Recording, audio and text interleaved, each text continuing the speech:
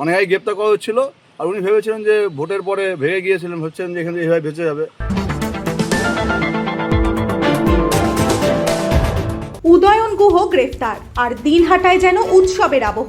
কলকাতার ফুলবাগান থানা এলাকায় প্রাক্তন মন্ত্রী তথা দিনহাটার বিধায়ক উদয়ন গুহ গ্রেফতার হওয়ার খবর ছড়াতেই রাস্তায় নেমে উল্লাসে মাতলেন বহু মানুষ।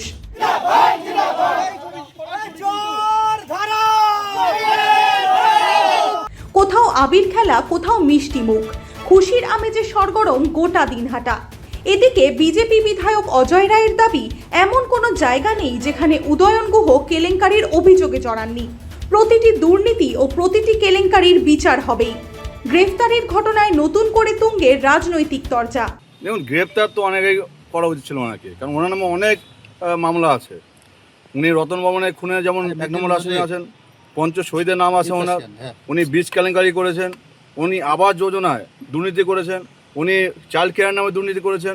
তো এরকম ভুরি ভুরি। এবং 21-এর নির্বাচনের পরে যে আমাদের জাতীয় মানবাধিকার কমিশন এসেছিল কুচবিহারে, ওনার নাম যে রেখেছিল নোটিস ক্রিমিনালের মধ্যে, তার মধ্যে 1 নম্বর নাম ওনার আছে তালিকার মধ্যে।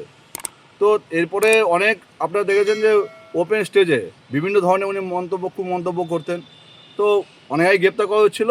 আর উনি ভেবেছিলেন যে ভোটের পরে ভেঙে গিয়েছিলেন, ভাবছেন যে এখানে এইভাবে বেঁচে যাবে। আইন সবার জন্য এটা পরিষ্কার। এতদিন আইন যেমন ব্যবস্থা নেয়নি ও সেই বিগত সরকারের আমলে, কিন্তু এখন নতুন সরকার এসছে। উনি যা যা ক্রাইম করেছেন, যা যা অন্যায় করেছেন, সব ওনার বিরুদ্ধে, সব কিছুর বিরুদ্ধে ব্যবস্থা ওনার।